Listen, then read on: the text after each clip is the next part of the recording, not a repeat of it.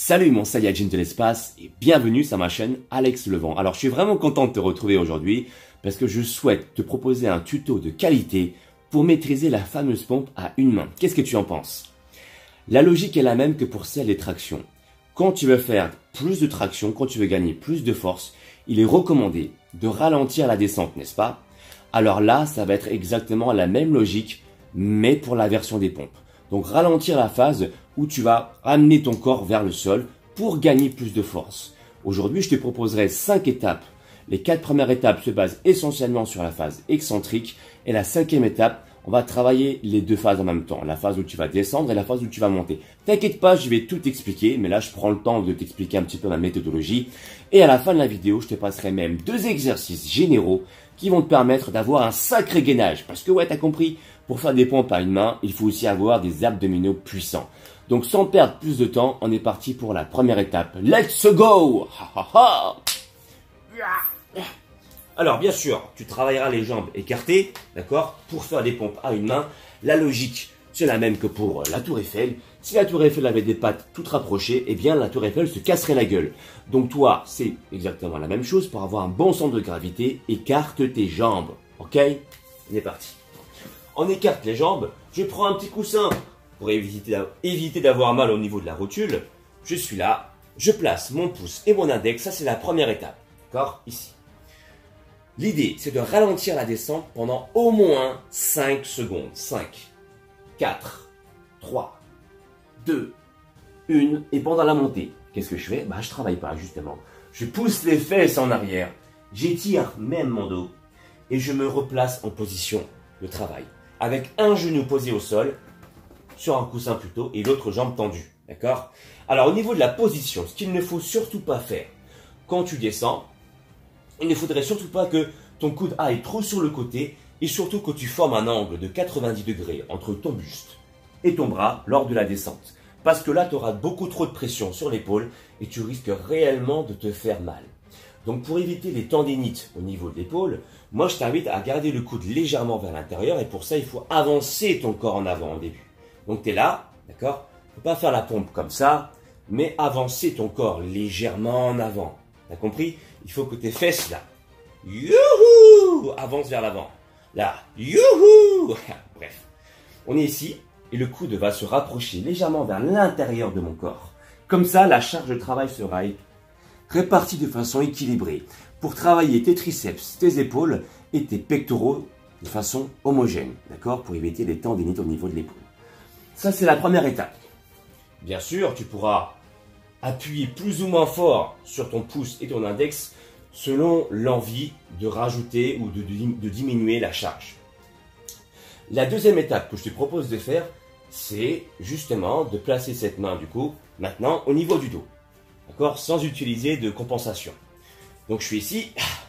L'idée c'est quand même de garder le bassin le plus face au sol, ralentir 5, 4, 3, 2, 1, d'accord?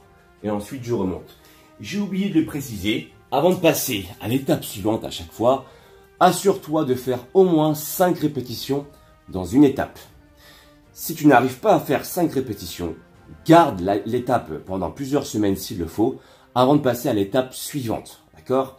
C'est la règle. Donc, une fois que tu as fait 5 répétitions avec les deux mains, tu fais ça. Ce que je viens de te montrer. La main sur le dos. D'accord? Si tu arrives à faire 5 répétitions, voici l'étape suivante maintenant. Alors, on est là. On va replacer cette fois-ci le pouce et l'index. Mais maintenant, on va travailler les deux jambes tendues. Et on reprocède de la même manière. 5, 4, 3, 2, 1.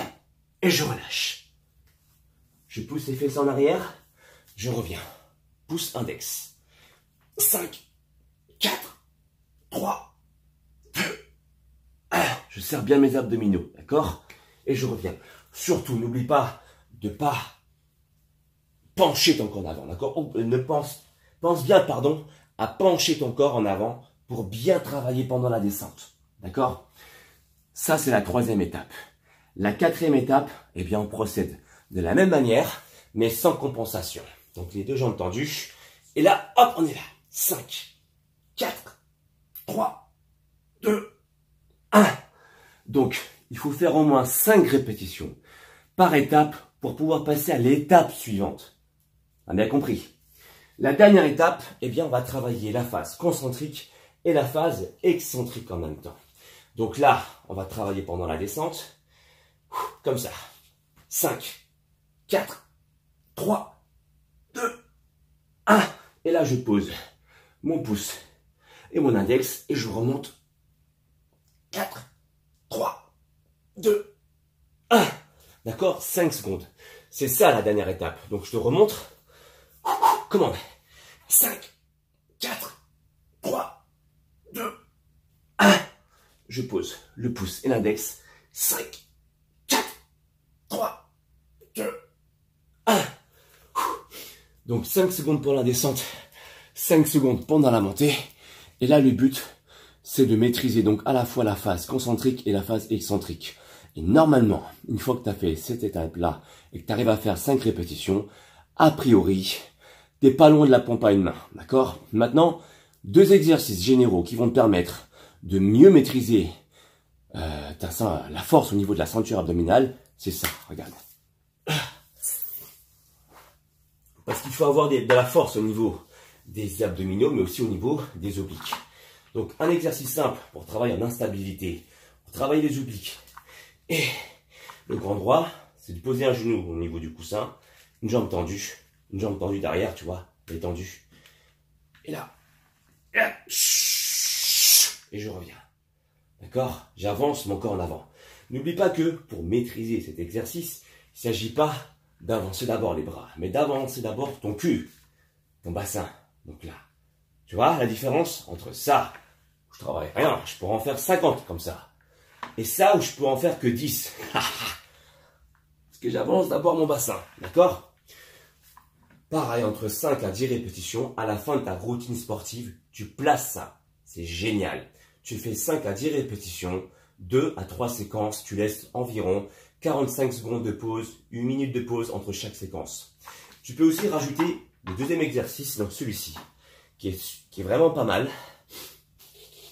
Voilà, tu es là. Donc tu peux rester en gainage, le coude placé plus en avant, comme ça, ou si tu es vraiment chaud, tu tends les bras. Et là, ce que tu peux faire, regarde, avec les genoux, je suis là. Je fais, je lève, je lève, je lève, je lève, je lève. J'en compte 10 répétitions. Parce que quand tu travailles sur une jambe, tu es en instabilité.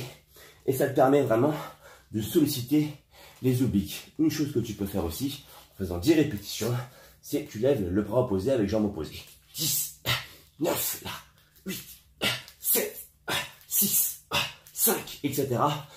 Pour faire 10 répétitions, pareil, 2 séquences, après avoir fait la B-Wheel, d'accord? Garde la B-Wheel en premier, parce que c'est quand même plus chaud. Et tu termines avec celui-ci, 2 séquences, 10 répétitions, environ 45 secondes, 1 minute entre chaque séquence. Voilà, tu sais tout. Qu'est-ce que tu en penses? Si tu aimes bien, tu me mets... Oh my God. Je vous aime, mes Saiyajins. C'est pour ça que je veux vous faire des tutos de qualité. J'espère que j'ai vraiment expliqué de manière concise pour vous et limpide. En tout cas, si tu aimes bien ce genre de format vidéo, fais-le moi savoir avec un pouce en l'air. Dis-moi dans la barre des commentaires si tu veux d'autres tutos de ce genre. Et si tu veux que je sois ton guide, je peux être également ton coach.